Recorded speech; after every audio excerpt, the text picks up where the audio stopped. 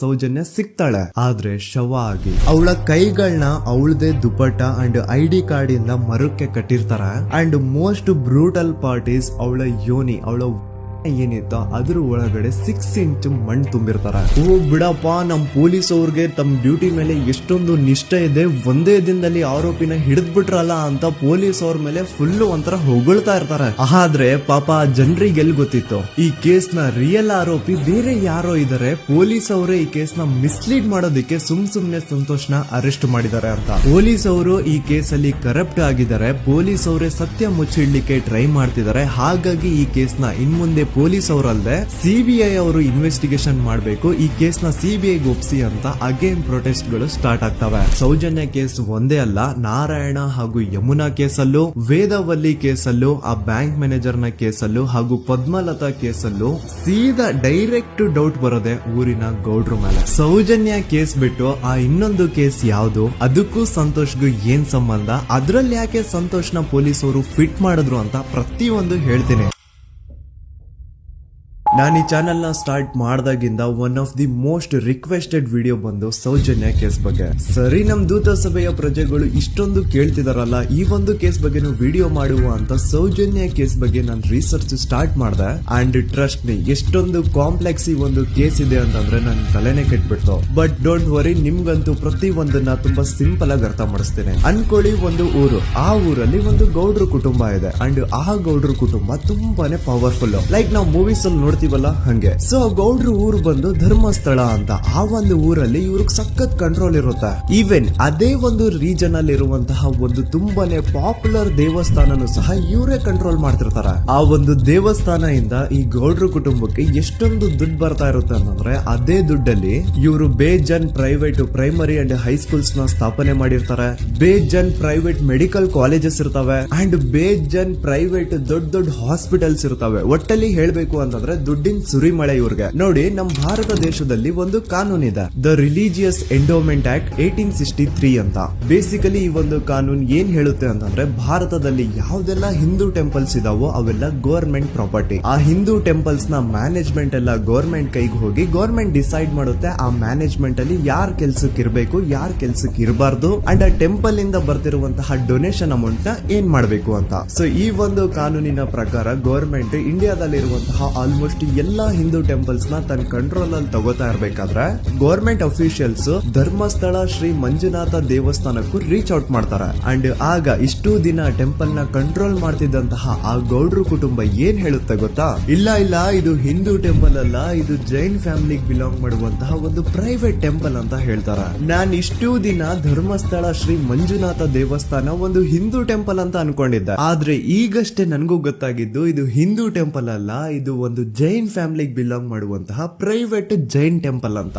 So ಹೀಗಾಗಿ government officials ಏನೂ ಮಾಡಕ್ಕಾಗದೆ ಇವತ್ತಿನವರೆಗೂ ಈ ಒಂದು ಧರ್ಮಸ್ಥಳ ಶ್ರೀ ಮಂಜುನಾಥ ದೇವಸ್ಥಾನನ ಒಂದು ಪ್ರೈವೇಟ್ ಟ್ರಸ್ಟ್ ನಡೆಸ್ಕೊಂಡು ಹೋಗ್ತಿದೆ. ಅಂಡ್ ಆ ಪ್ರೈವೇಟ್ ಟ್ರಸ್ಟ್ ನ ಓನರ್ ಯಾರು, ಅದೇ ಗೌಡ್ರ ಕುಟುಂಬ.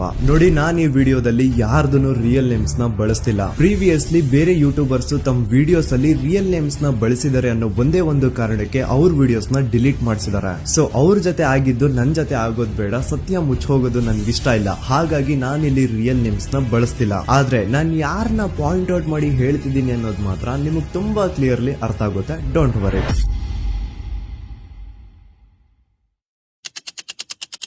ದಿನಾಂಕ 9/10/2012. A very normal day for everyone except Soujanya.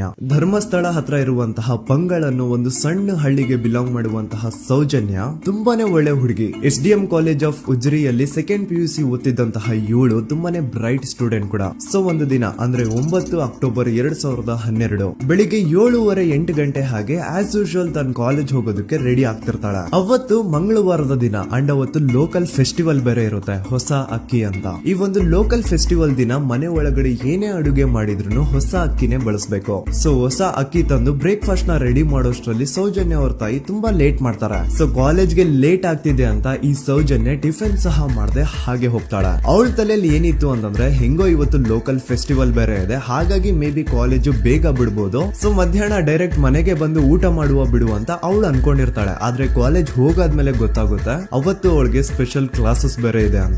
Soujanya breakfast ಕೂಡ ಮಾಡಿರಲ್ಲ ಅಂಡ್ ಲಂಚ್ ಬಾಕ್ಸ್ ಕೂಡ ತಂದಿರಲ್ಲ. ಹಾಗಾಗಿ ಲಂಚ್ ಟೈಮ್ ಅಲ್ಲಿ ಸೌಜನ್ಯನ ಒಬ್ಳು ಫ್ರೆಂಡ್ ಜಾನ್ವಿ ತಾನ್ ತಂದಿರುವಂತಹ ಲಂಚ್ ಬಾಕ್ಸ್ ಅಲ್ಲಿ ಒಂದಿಷ್ಟು ಲಂಚ್ ನ ಆಫರ್ ಮಾಡ್ತಾಳ.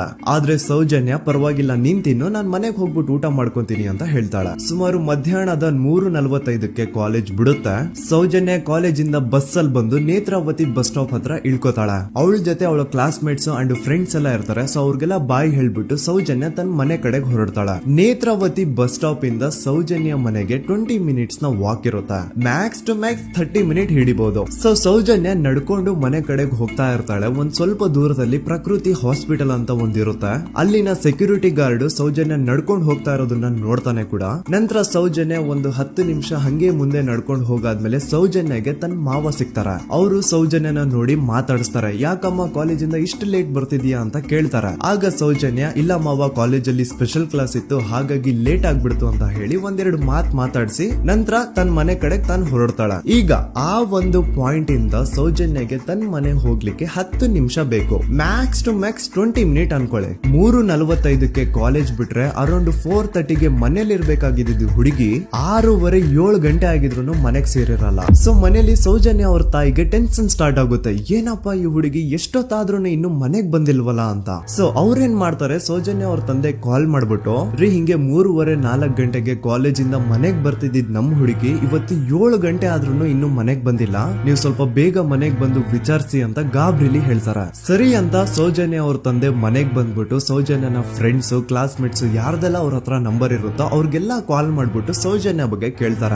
ನಮ್ ಹುಡುಗಿ ಏನಾದ್ರೂ ನಿಮ್ ಮನೆಗ್ ಬಂದಿದ್ದಾಳ ಅಮ್ಮ ಅಂತ. ಆದ್ರೆ ಸೌಜನ್ಯನ ಫ್ರೆಂಡ್ಸ್ ಅಂಡ್ ಕ್ಲಾಸ್ ಮೇಟ್ಸ್ ಎಲ್ಲ ಇಲ್ಲ ಅಂಕಲ್ ನಮ್ ಮನೆಗಂತೂ ಸೌಜನ್ಯ ಏನು ಬಂದಿಲ್ಲ, ಅವಳು ಬಸ್ ಸ್ಟಾಪ್ ಇಂದ ಸೀದಾ ನಿಮ್ ಮನೆ ಕಡೆಗೇನೆ ಹೊರಟ್ಲಲ್ವಾ, ಯಾಕೆ ಇನ್ನೂ ಬಂದಿಲ್ವಾ ಅಂತ ಕೇಳ್ತಾರ.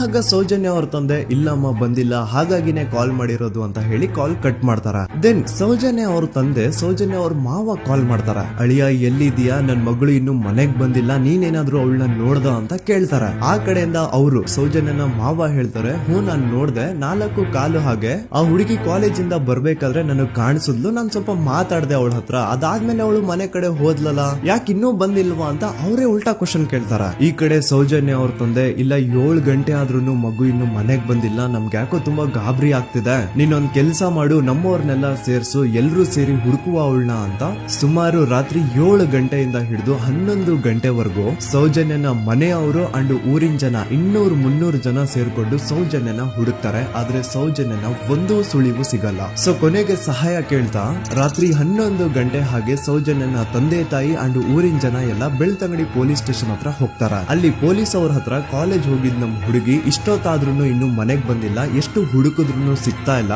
ಸೊ ಪ್ಲೀಸ್ ಒಂದು ಮಿಸ್ಸಿಂಗ್ ರಿಪೋರ್ಟ್ ನ ಫೈಲ್ ಮಾಡಿ ನಮ್ ಹುಡುಗಿನ ಹುಡುಕೊಡಿ ಅಂತ ಕೇಳ್ಕೊತಾರ. ಆದ್ರೆ ಪೊಲೀಸ್ ಅವರು ಒಪ್ಪಲ್ಲ. ಇಲ್ಲ ಯಾವುದೇ ಪರ್ಸನ್ ಮಿಸ್ಸಿಂಗ್ ಆದ್ರೆ ಆಫ್ಟರ್ 24 ಅವರ್ಸ್ ಆದ್ಮೇಲೆ ರಿಪೋರ್ಟ್ ಫೈಲ್ ಮಾಡಕ್ಕಾಗೋದು. ಸೊ ನೀವ್ ಒಂದ್ ಕೆಲ್ಸ ಮಾಡಿ, ಈಗ ಮನೆಗ್ ಹೋಗಿ ನಾಳೆ ಬೆಳಿಗ್ಗೆವರೆಗೂ ನೋಡಿ, ನಾಳೆ ಬೆಳಿಗ್ಗೆವರೆಗೂ ನಿಮ್ ಮಗಳು ನಿಮ್ ಮನೆಗ್ ಬಂದಿಲ್ಲ ಅಂತಂದ್ರೆ ಆಗ ಬಂದ್ಬಿಟ್ಟು ಮಿಸ್ಸಿಂಗ್ ರಿಪೋರ್ಟ್ ನ ಫೈಲ್ ಮಾಡಿಸಿ ಅಂತ ಹೇಳಿ ಕಳಿಸ್ತಾರ. ಆಗ ಆಲ್ಮೋಸ್ಟ್ ಮಿಡ್ ನೈಟ್ ಆಗಿರೋದ್ರಿಂದ ಅಂಡ್ ಮಳೆ ಬೇರೆ ತುಂಬಾ ಜೋರಾಗಿ ಬರ್ತಾ ಇರುತ್ತೆ. ಸೊ ಈ ಸಿಚುವೇಶನ್ ಅಲ್ಲಿ ಸೌಜನ್ಯನ ಹುಡುಕ್ಲಿಕ್ಕೆ ಆಗಲ್ಲ. ನಾಳೆ ಬೆಳಿಗ್ಗೆ ಸೇರ್ಕೊಂಡು ಅಗೇನ್ ಎಲ್ರು ಸೌಜನ್ಯನ ಹುಡುಕುವ ಅಂತ ಸೌಜನ್ಯನ ಮನೆಯವರು ಅಂಡ್ ಊರಿನ ಜನ ಎಲ್ರು ತಮ್ಮ ಮನೆಗೆ ಹೋಗ್ಬಿಡ್ತಾರ.